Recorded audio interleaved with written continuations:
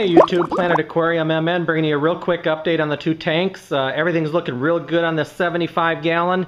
Did a rescape earlier in the week, really cleared this thing out, looking really good over here on the left side. I like how open it is. I can see some retrospiralis. I can see the Pogostemon hellfry. I can see my ranunculus here. I can even see my Amano shrimp again. And I just like how open it is. It's going to fill in again in due time, but I really like how it looks and where the plants are laid out. Got a few new clippings of some Inclinata cuba over here. This one here is going to be just an outstanding stem.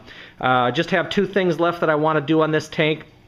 I got to do something with the Glosso stigma carpet here. It's just gotten so overgrown, and it just looks kind of ranky. So I got to get that out. I don't know if I'm gonna pull it all and just replant some single nodes here and there.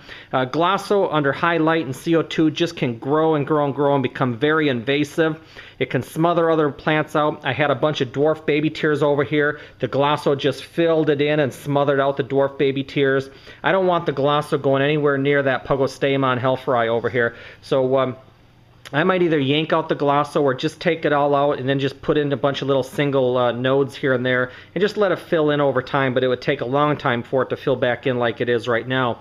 The other thing I need to do is the Taiwan moss is just too thick on this manzanita branch. I've got some hair algae in there that I've been fighting for a few weeks, and it's being really, really stubborn tucked up inside that Taiwan moss. Last week I tried spot treating a little bit with some Excel and some hydrogen peroxide, and it pretty much took care of the hair algae I had over here. I still have a little bit over here I haven't messed with yet, but there's so much Taiwan moss on this branch. I think I might take it all off, do a hydrogen peroxide dip with it, and then just take some more back out and just kind of start it over and tie it back on the manzanita branch. I'm not sure yet. I don't mind doing that. Same thing with the Glosso. Yank out some of this old crusty stuff.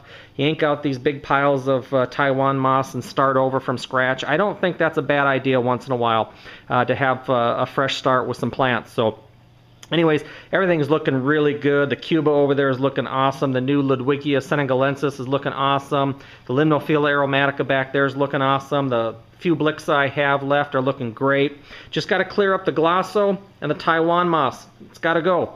Anyways, turning attention over here to the 120. Holy cow, look at that. We've got water in it. We've got water. We've got power. We've got the wet dry running. It's going on. It's working real good. I fired this sucker up today. It's full of RO water. I've got the pH at about 6.2. The hardness, KH is at 3. The GH is at 3. Everything's looking real good. Just got to get those heaters, those Cobalt Aquatic 200 watt neotherm heaters. I've got 2 of them on here. Got to get them cranking on the temperature a little bit. Water's really cold. It was RO water, so it came out real cold. Got those 2 neotherm heaters down here doing their thing. Got the Phoenix Ray 2 LEDs on there. I'm not sure if I like the light coming off those yet or not. We'll see. We'll wait till the water's a little clear. Water's a little murky right now. I dumped 100 pounds of pool filter sand in there. Washed it out pretty good, but it still got cloudy in here. Dropped in some Seachem Clarity. That'll have this water crystal clear by morning. Put my little Marineland Magnum Micron filter on here. I've got a Micron pad down here in my wet dry as well. The water's already clearing up really nice, but by morning this thing will be crystal clear. The only issue that I'm having is my overflow box. This is the first time that I've had this design of an overflow box, and I'm just getting a lot of gurgling sound down in here. I know how to take care of that. This isn't my first wet dry system, so I think I'm going to work on that a little bit this weekend, try and quiet it down. If I can't, no big deal. This is a rec room. We play pool down here. We watch movies. We've got our surround sound cranked up. We've got our music cranked up. The kids are playing Xbox or Wii, whatever. A little bit of gurgling noise isn't going to hurt anybody. I had to dial down this Quiet 1 5000 pump a little bit. It was still putting out too much flow up here at tank level. My overflow only handles 900 gallons an hour, so I had to dial this down to that amount. But I'm comfortable in saying I've got 900 gallons an hour flowing in this tank.